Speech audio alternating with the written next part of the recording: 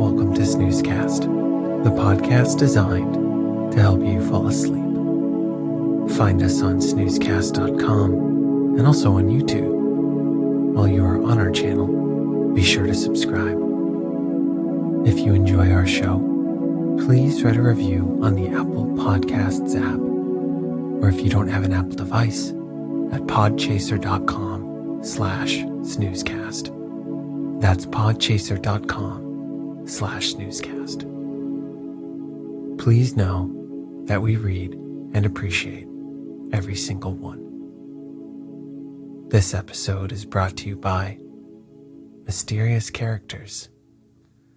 Tonight, we'll read the story of Caliph Stork, taken from the Caravan, a book of original fairy tales by 19th-century German writer Wilhelm Hauff. This German story, inspired by the 1001 Nights, has since become part of Middle Eastern folklore. Let's get cozy. Close your eyes. Relax your body into the softness of your bed. Now, take a few deep breaths.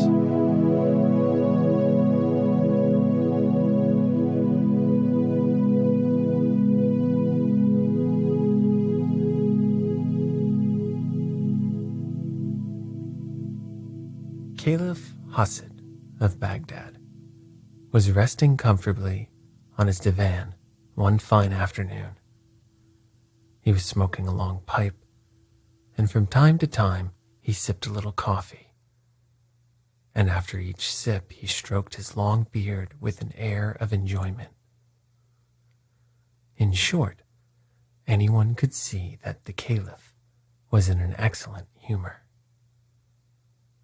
This was, in fact, the best time of day in which to approach him, for just now he was pretty sure to be both affable and in good spirits.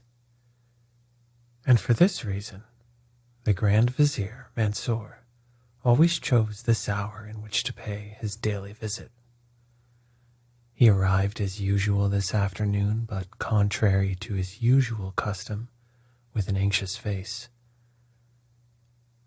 The Car Caliph withdrew his pipe for a moment from his lips and asked, "Why do you look so anxious, Grand Vizier?"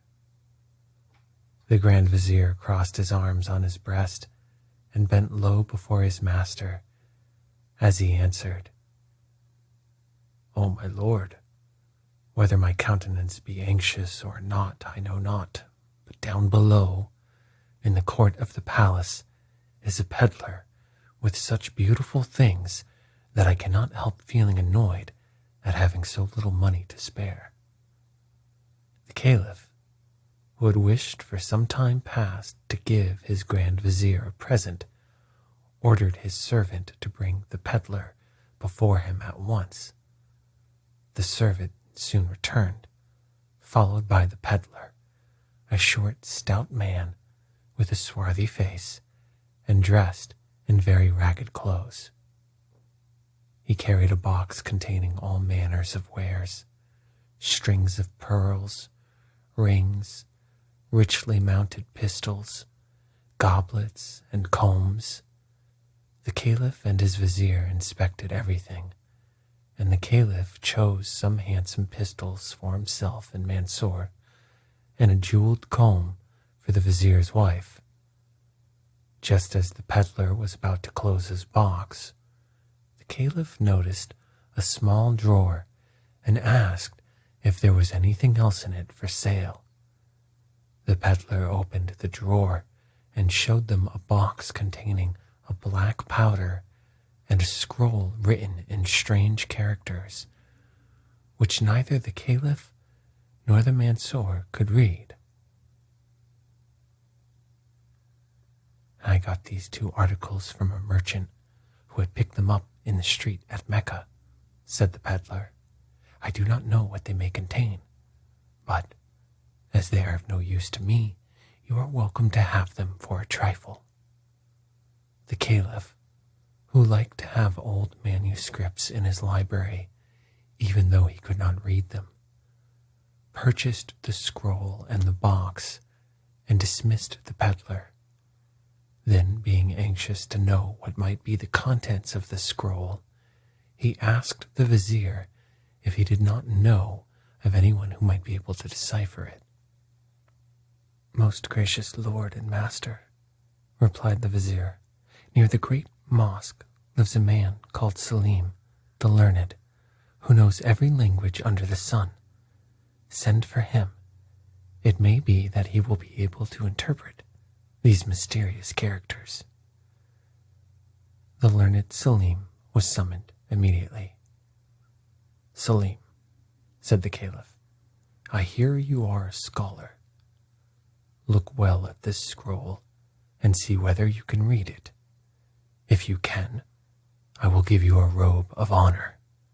But if you fail, I will order you to receive 12 strokes on your cheeks and 25 on the soles of your feet, because you have been falsely called Selim the learned." Selim prostrated himself and said, "Be it according to your will, O master." Then he gazed long at the scroll. Suddenly he exclaimed, "Oh, my lord, if this isn't Latin." "Well," said the Caliph, "if it is Latin, let us hear what it means." So Selim began to translate. "Thou who mayest find this, and pronounce the word mutabor, can transform himself into any creature he likes, and will understand the language of all animals. When he wishes to resume the human form, he has only to bow 3 times towards the east and to repeat the same word. Be careful, however, when wearing the shape of some beast or bird, not to laugh, or thou wilt certainly forget the magic word and remain an animal forever." When Selim the learned had read this, the Caliph was delighted. He made the wise man swear not to tell the matter to anyone, gave him a splendid robe, and dismissed him. Then he said to his vizier, "That's what I call a good bargain, Mansour. I am longing for the moment when I can become some animal. Tomorrow morning I shall expect you early. We will go into the country and then hear what is being said in air, earth, and water." Next morning the Caliph had barely finished dressing and breakfasting when the Grand Vizier arrived, according to orders, to accompany him in his expedition. The Caliph stuck the snuff box in his girdle, and having desired his servants to remain at home, started off with the Grand Vizier only in attendance. First they walked through the palace gardens, but they looked in vain for some creature which could tempt them to try their magic power. At length the Vizier suggested going further onto a pond which lay beyond the town, and where he had often seen a variety of creatures, especially storks, whose grave, dignified appearance and constant chatter had often attracted his attention. The Caliph consented, and they went straight to the pond. As soon as they arrived, they remarked a stork strutting up and down with a stately air, hunting for frogs, and now and then muttering something to itself. At the same time, they saw another stork far above in the sky, flying towards the same spot. "I would wager my beard, most gracious master," said the Grand Vizier, "that these 2 long legs will have a good chat together. How would it be if we turned ourselves into storks?" "Well said," replied the Caliph. "But first, Let us remember carefully how we are to become men once more. True. Bow 3 times towards the east and say Mutabor, and I shall be Caliph, and you my Grand Vizier again. But for heaven's sake, don't laugh, or we are lost. As the Caliph spoke, he saw the second stork circling round his head and gradually flying towards the earth. Quickly he drew the box from his girdle, and both cried, Mutabor. Instantly their legs shriveled up and grew thin and red. Their smart yellow slippers turned to clumsy stork's feet, their arms to wings, their necks began to sprout from between their shoulders and grew a yard long. Their beards disappeared, and their bodies were covered with feathers. You've got a fine long bill, Sir Vizier, cried the Caliph, after standing for some time, lost in astonishment. By the beard of the Prophet, I never saw such a thing in all my life. My very humble thanks, replied the Grand Vizier, as he bent his long neck, but if I may venture to say so, your Highness is even handsomer as a stork than as a Caliph. But come, if it so pleases you, let us go near our comrades and find out whether we really do understand the language of storks. Meanwhile, the second stork had reached the ground. It first scraped its bill with its claw, stroked down its feathers, and then advanced towards the first stork. The 2 newly made storks lost no time in drawing near, and to their amazement overheard the following conversation. Good morning, Dame Longlegs. You are out early this morning. Yes, indeed, dear Chatterbill. I am getting myself a morsel of breakfast. May I offer you a joint of lizard or a frog's thigh? 1,000 thanks, but I have really no appetite this morning. I am here for a very different purpose. I am to dance today before my father's guests, and I have come to the meadow for a little quiet practice. Thereupon the young stork began to move about with the most wonderful steps. The Caliph and Mansour looked on in surprise for some time, but when at last she balanced herself in a picturesque attitude on one leg and flapped her wings gracefully up and down, they could hold out no longer. A prolonged peal burst from each of their bills, and it was some time before they could recover their composure. The Caliph was the first to collect himself. That was the best joke, said he, I've ever seen. It's a pity the stupid creatures were scared away by our laughter, or no doubt they would have sung next. Suddenly, the Vizier remembered how strictly they had been warned not to laugh during their transformation. He at once communicated his fears to the Caliph, who exclaimed, By Mecca and Medina, it would indeed prove but a poor joke if I had to remain a stork for the remainder of my days. Do just try and remember this stupid word. It has slipped my memory. We must bow 3 times eastwards and say, Moo, moo. They turned to the east and fell to bowing till their bills touched the ground. But, oh no, the magic word was quite forgotten.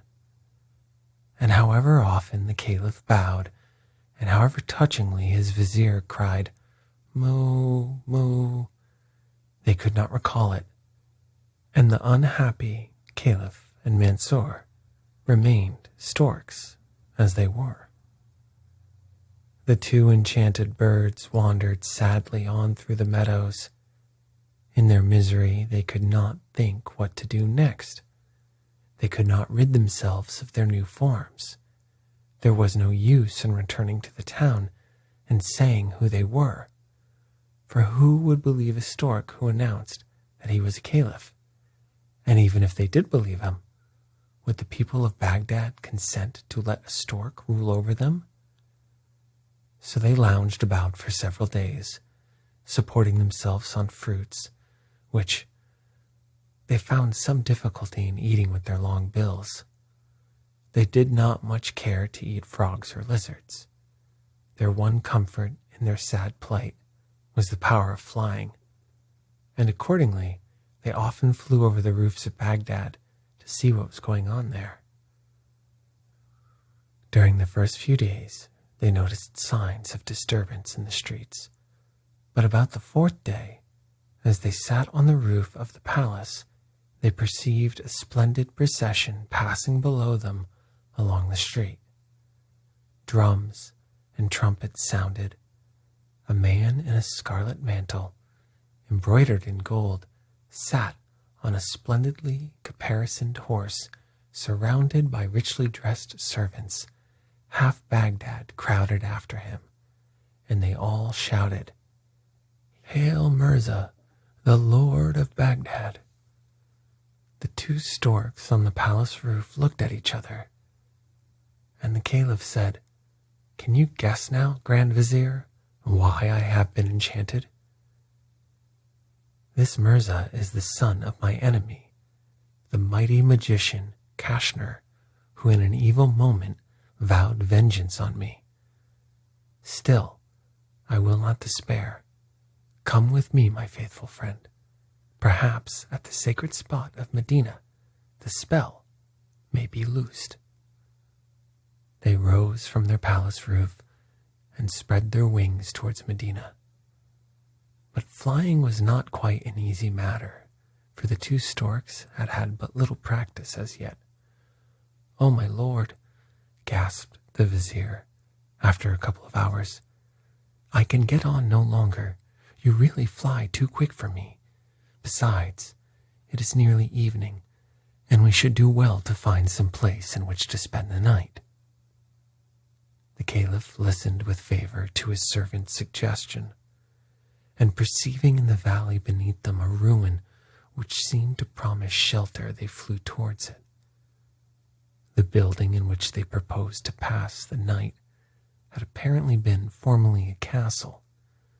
Some handsome pillars still stood amongst the heaps of ruins, and several rooms which yet remained in fair preservation gave evidence of former splendor. Caliph and his companion wandered along the passages seeking a dry spot, when suddenly Mansur stood still.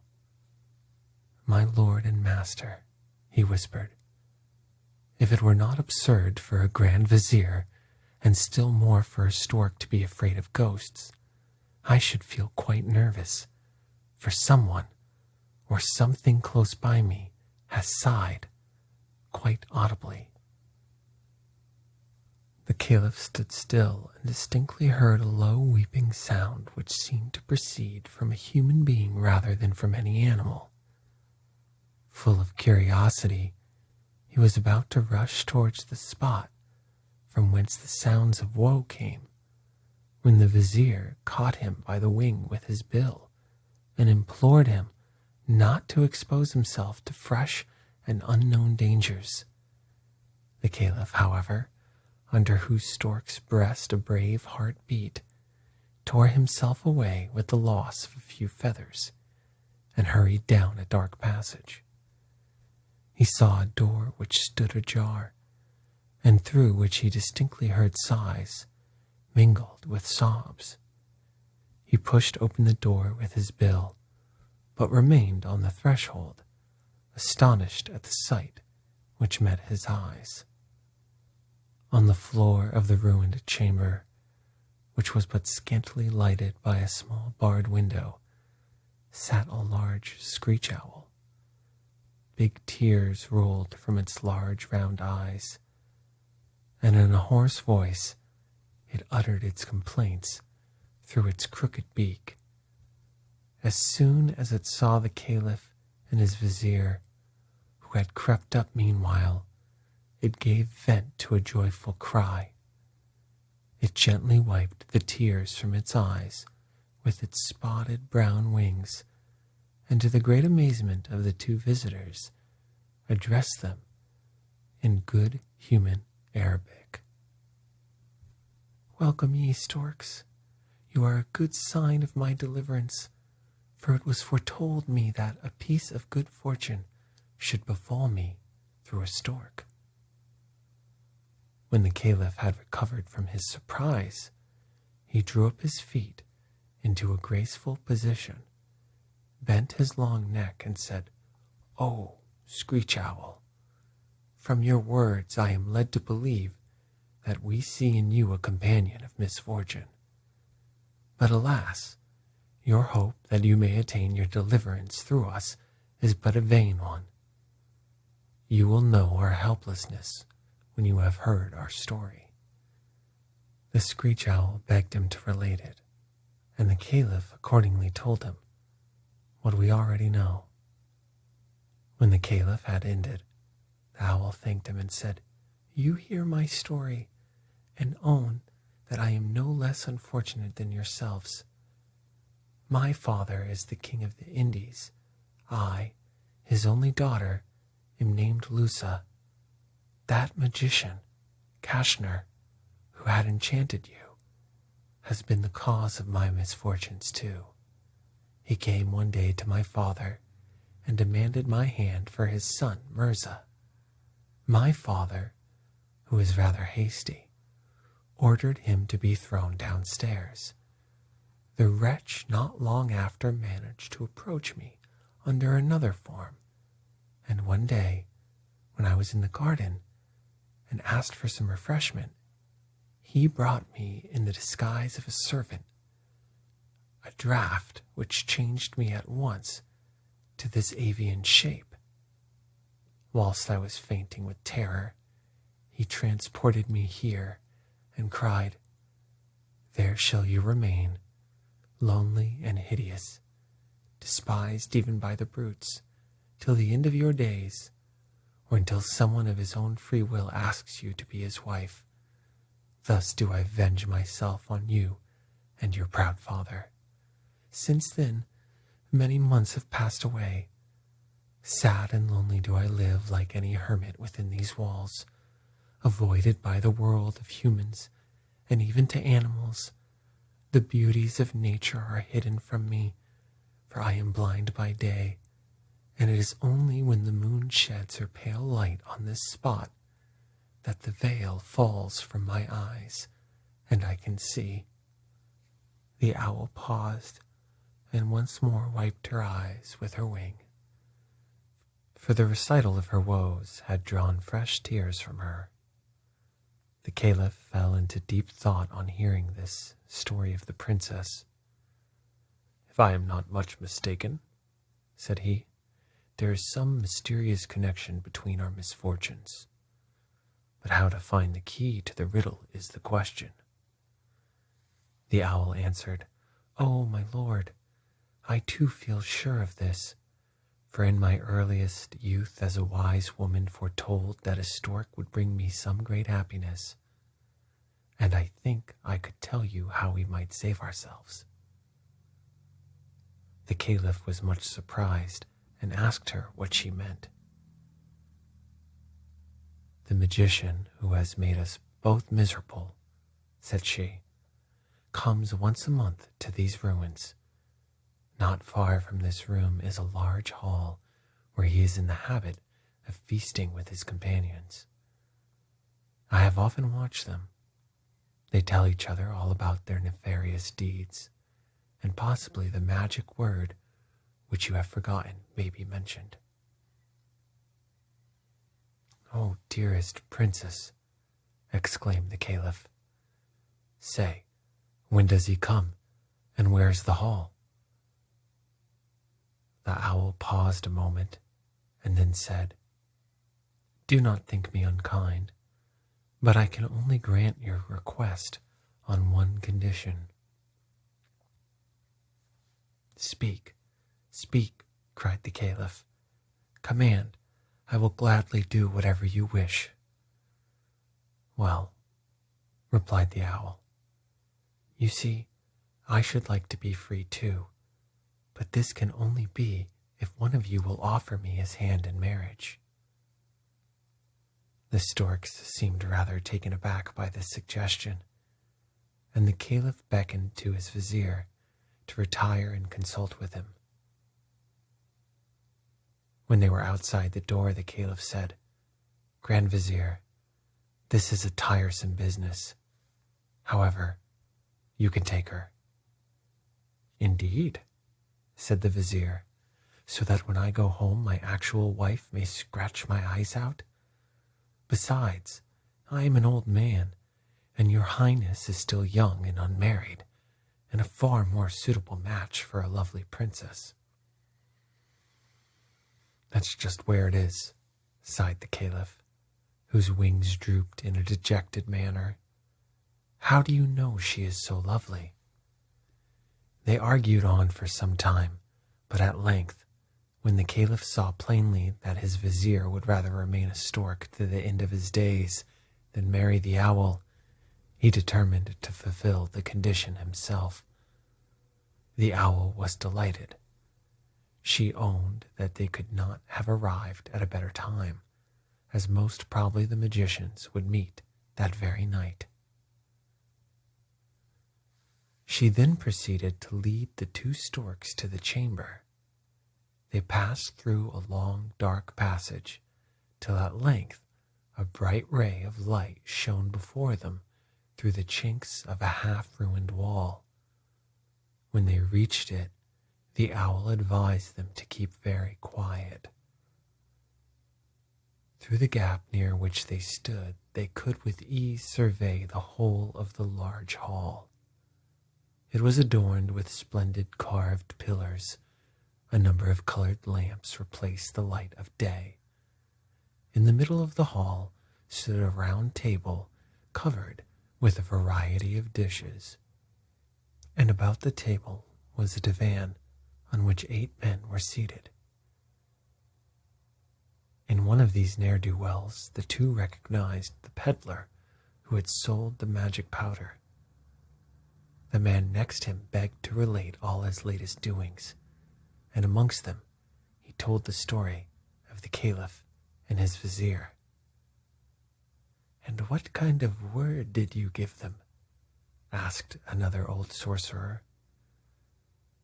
"A very difficult Latin word. It is mutabor." As soon as the storks heard this, they were nearly beside themselves with joy. They ran at such a pace to the door of the ruined castle that the owl could scarcely keep up with them. When they reached it, the Caliph turned to the owl and said with much feeling, "Deliverer of my friend and myself, as a proof of my eternal gratitude, accept me as your husband." Then he turned towards the east. 3 times the storks bowed their long necks to the sun, which was just rising over the mountains. "Mutabor!" they both cried, and in an instant they were once more transformed. In the rapture of their newly given lives, master and servant fell laughing and weeping into each other's arms. Who shall describe their surprise when they at last turned round and beheld standing before them a beautiful lady exquisitely dressed. With a smile, she held out her hand to the Caliph and asked, "Do you not recognize your screech owl?" It was she. The Caliph was so enchanted by her grace and beauty that he declared being turned into a stork had been the best piece of luck which had ever befallen him. The 3 set out at once for Baghdad. Fortunately, the Caliph found not only the box with the magic powder, but also his purse in his girdle. He was, therefore, able to buy in the nearest village all they required for their journey, and so at last they reached the gates of Baghdad. Here, the Caliph's arrival created the greatest sensation. He had been quite given up for dead, and the people were greatly rejoiced to see their beloved ruler again. Their rage with the usurper Mirza, however, was great in proportion. They marched in force to the palace and took the old magician and his son out into the street. The crowd was angry, but the Caliph decided to show mercy and banish them from Baghdad. The Caliph lived long and happily with his wife, the princess. His merriest time was when the Grand Vizier visited him in the afternoon. And when the Caliph was in particularly high spirits, he would condescend to mimic the Vizier's appearance when he was a stork. He would strut gravely and with well-stiffened legs up and down the room, chattering and showing how he had vainly bowed to the east and cried, "Moo, moo." The Caliphess and her children were always much entertained by this performance. But when the Caliph went on nodding and bowing and calling moo, moo too long, the Vizier would threaten laughingly to tell the Caliphess the subject of the discussion carried on one night outside the door of Princess Screech Owl.